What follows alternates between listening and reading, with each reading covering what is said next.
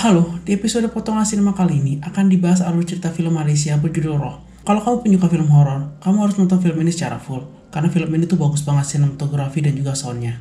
Film horor religi ini juga akan mewakili Malaysia di ajang penghargaan film bergengsi Oscar. Berikut ini alur cerita film Roh. Selamat menonton.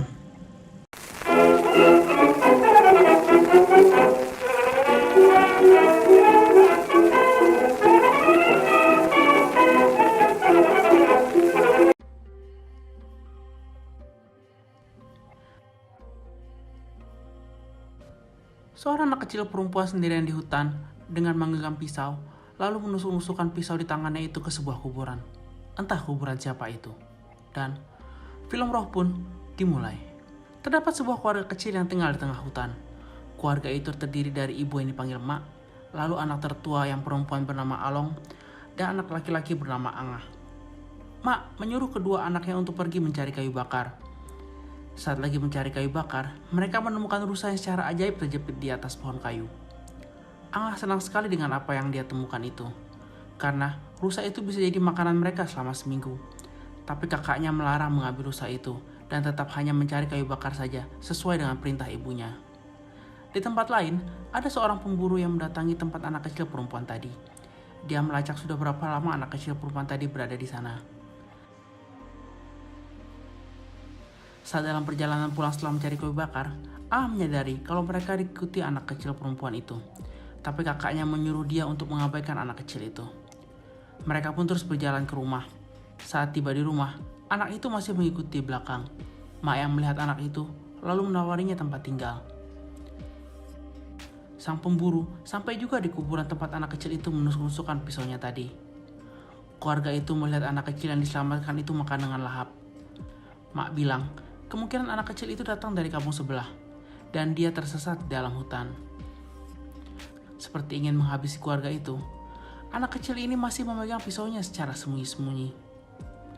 Di malam hari, Mak menceritakan tentang cerita legenda pemburu di hutan yang akhirnya dikutuk karena keselakaannya berburu. Pemburu itu pun menjadi hantu. Kalau mendengar suara hantu pemburu, maka ambillah 2 buah batu dan ketukkan.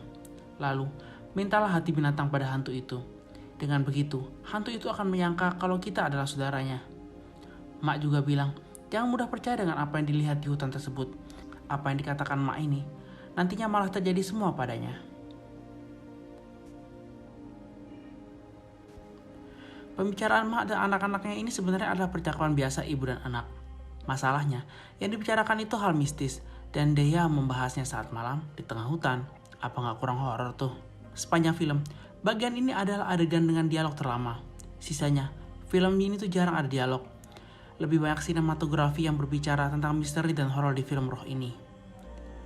Saat mereka lagi asik ngobrol, tiba-tiba ada suara gemuruh. Mak pun mengecek suara apa itu. Ternyata, itu adalah suara batu yang secara misterius jatuh dari langit ke halaman rumah mereka. Sebenarnya, itu adalah ketukan iblis. Salah satu cara iblis masuk ke dalam keluarga itu. Pagi harinya, keluarga itu dikejutkan dengan kelakuan anak kecil itu yang memakan mentah 2 ekor ayam dan kemudian menghabisi hidupnya sendiri dengan pisau yang selama ini dibawanya. Dia juga mengatakan kalau seluruh keluarga itu akan mati sebelum bulan purnama. Karena tak ada polisi dan tak tahu harus melapor kemana, mereka akhirnya membersihkan darah dan membawa mayat anak itu ke sebuah tempat dan ditinggalkan begitu saja, tapi tidak dikuburkan. Setelah pulang dan sampai di rumah, ternyata sudah ada nenek tua yang menunggu. Nenek tua itu minta dipanggil Tok. Tok ini bukan nama, tapi sebutan untuk orang tua di Malaysia. Tok itu bilang kalau dia mampir ke situ karena melihat banyaknya batu di halaman rumah itu. Mak lalu bilang batu itu jatuh dari langit tanpa mereka tahu sebabnya. Tok bilang kalau dia berasal dari kampung sebelah. Tok pun mendoakan agar keluarga itu tak terkena musibah, karena batu-batu itu merupakan suatu pertanda tak baik. Tok lalu memerintahkan anak-anak itu membungut batu itu dan membuangnya dari halaman mereka. Di malam hari, Along mendengar suara misterius di bawah rumahnya yang berbentuk panggung. Dia pun lalu mengecek suara apakah itu. Berikut ini adalah salah satu adegan yang mengerikan di film ini.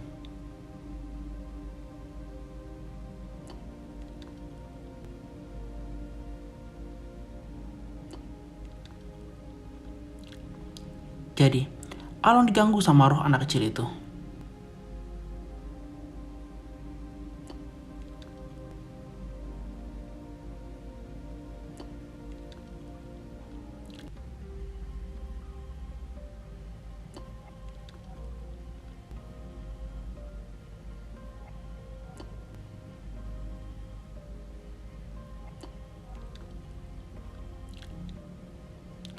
Karena syok, Along pun jadi sakit. Mak pun memutuskan untuk memanggil Tok agar dapat mengobati Along. Angah penasaran ada apa sih di bawah rumah mereka.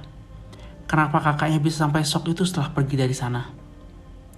Kenapa kakaknya bisa sampai syok begitu setelah dari sana? Dia pun lalu mengecek ke bawah rumahnya. Dan dia menemukan pisau milik anak kecil perempuan itu. Tok lalu membuat prosesi untuk menyembuhkan Along. Berkat prosesi itu, Along berhasil disembuhkan.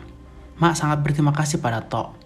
Ia meminta Tok bermalam di rumahnya, tapi Tok menolak dan memilih pulang. Gede banget ya nyali Tok ini. Udah tengah malam, di hutan pula, jalan sendirian. Wow.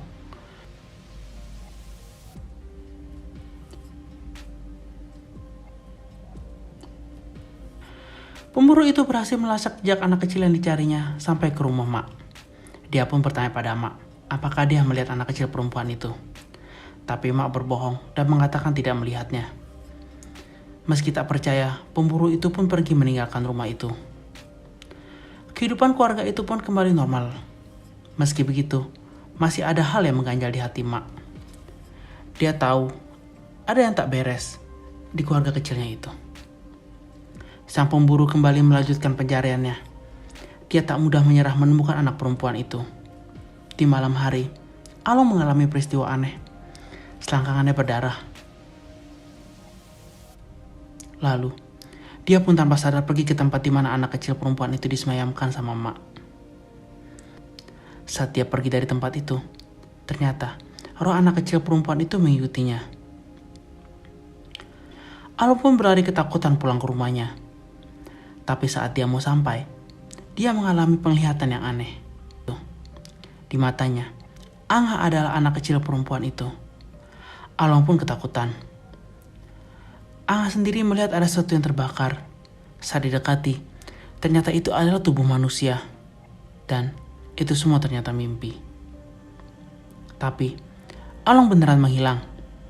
Mereka pun langsung mencarinya. Di tengah jalan, mereka bertemu dengan Tok. Tok bilang kalau dia merasakan ada pria asing yang pernah menemui mereka. Mak pun menjawab kalau pria itu belum lama datang dan menanyakan tentang soal anak kecil. Dia merasa peristiwa itu berhubungan dengan hilangnya Along. Along ternyata ketakutan di tengah hutan. Saat itu, pemburu datang dengan cara merayap dan lalu menyelamatkan Along. Along pun dibawa pulang ke Mak sama pemburu itu. Tapi saat Mak melihat pemburu itu, dia menyangka kalau pemburu itulah yang telah menculik Along. Saat pemburu itu melihat pisau yang dipegang sama Mak, dia tahu kalau anak perempuan itu pernah datang ke rumah itu. Agar kedua orang itu tak saling bertengkar, Angah lalu bilang dia tahu di mana anak kecil itu berada. Dia pun mengantarkan pemburu itu ke sana. Setelah menunjukkan jalannya, Angah lalu meninggalkan pemburu itu dan lalu kembali pulang. Along minta pada ibunya untuk pindah ke kampung sebelah demi keselamatan mereka semua. Tapi Mak menolak. Mak bilang dia tak bisa kalau harus pindah ke tempat yang baru dan memulai semuanya dari nol lagi. Soalnya dia sama sekali tak mempunyai uang. Yang dikatakan Along itu benar, tapi Mak pun benar. Along yang sepertinya kemasukan, lalu membentukkan kepalanya berkali-kali ke lantai. Saat Mak melihat hal itu, Along sudah tak sadarkan diri lagi. Dia pun menangisi hal itu. Pemburu akhirnya menemukan persemayaman anak perempuan itu. Ternyata anak perempuan itu adalah putrinya. Dia pun amat sedih melihat kondisi putrinya seperti itu. Pemburu itu lalu melakukan prosesi mistis. Dia pun memberikan darah untuk putrinya. Rupanya dia melakukan upacara itu untuk membangkitkan putrinya yang sudah mati. Prosesi itu berhasil. Putrinya pun kembali hidup, meski tak tahu roh siapa yang bersemayam di tubuh itu.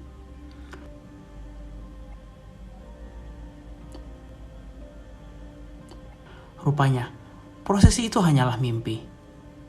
Pemburu itu lalu mendatangi Mak, dan dia bertanya di mana Angah. Pemburu itu berkata, kalau ada hal buruk yang akan terjadi.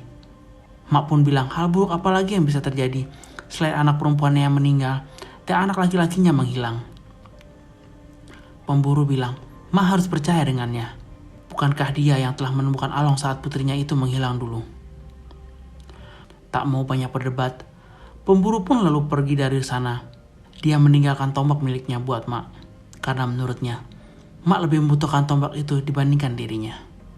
Mak yang tak puas hati, lalu pergi mengambil tombak itu dan pergi mengejar pemburu.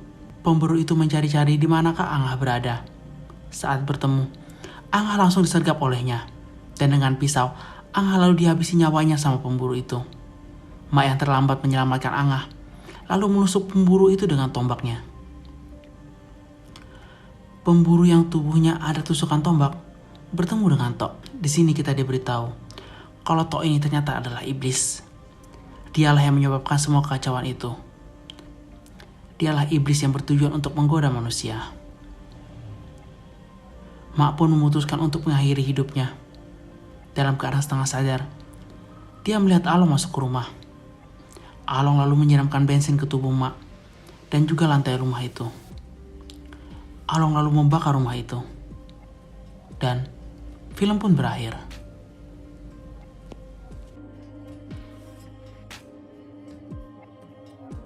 Demikian alur cerita film Roh. Menarik bukan? Sampai berjumpa di episode potongan sinema lainnya. Semoga bahagiamu dimudahkan hari ini. Sampai jumpa. Bye.